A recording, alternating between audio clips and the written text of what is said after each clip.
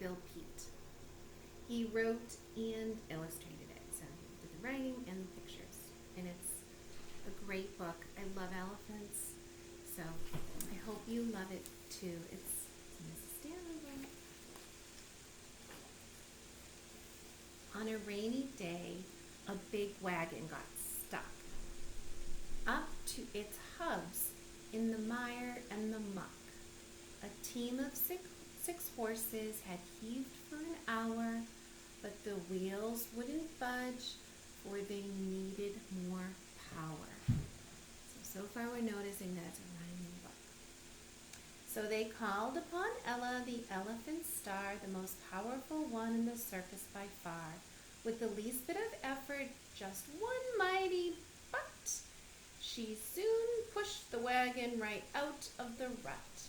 Then drenched and bedraggled away Ella went, in a horrible temper, on back to her tent. So she had to push them out, and she's kind of in a bad mood about it.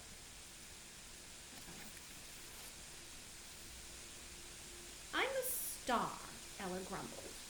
How could they forget and send me outside in the rain to get wet? She was boiling with anger, as everyone knew, so the elephant boss quickly called out his crew. And with brushes and towels, they scrubbed and they dried every square inch of her huge wrinkled hide. Then her robe was sent out to be dry cleaned and pressed, and also they fluff dried her ostrich plume crest she wears on her head. But all of this care didn't help Ella's mood, and day after day she continued to brood. I was kind of grouchy about this. Early one morning they hauled the tents down and packed up the circus to move out of town. But Ella decided that she wouldn't go. I'll teach them, she grumbled. I'm quitting the show. While the rest climbed aboard, as they usually did, she crouched down in back of a high fence and hid. And the roustabouts had such a struggle with Stella, a bad-tempered zebra, they didn't see Ella. They didn't even see her hiding. But when the conductor gave one final shout, all aboard! And she saw the train start to pull out, Ella stopped sulking, quick as a flash, and she took off down the track in a wild, frantic dash.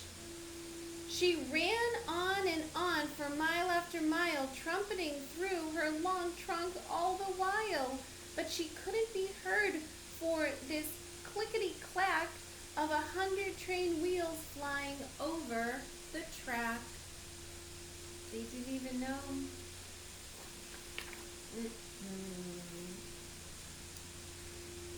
How silly, said Ella.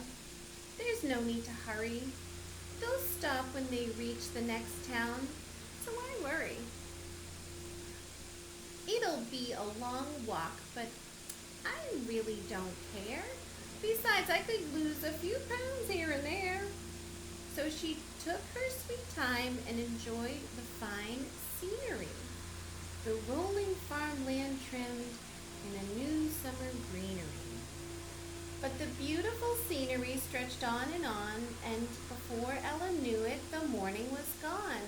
She was plodded ahead till the sun had gone down without even passing through one tiny town. But then she was wearily dragging her feet and was desperately wishing for something to eat.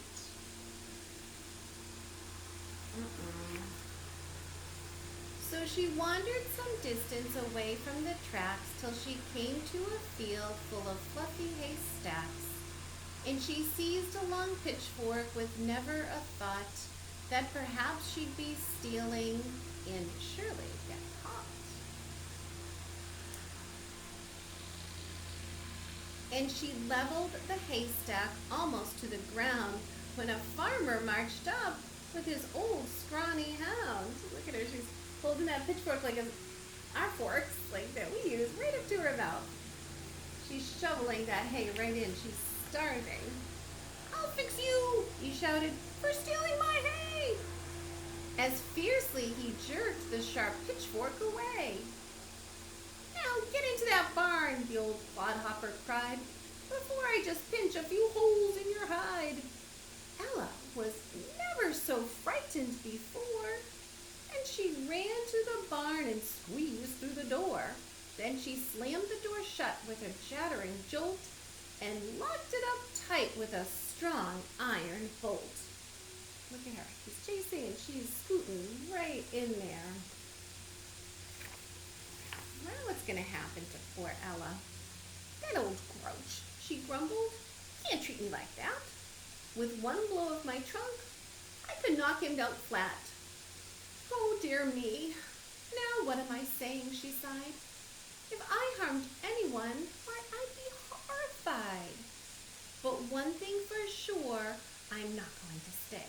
The first thing tomorrow, I'm running away. Then resting her big, drowsy head on a beam, she was soon far away in an elephant dream. She was so tired. Oh no. Early the next morning, old Lucifer Kirk, the grouchy old farmer, put Ella to work.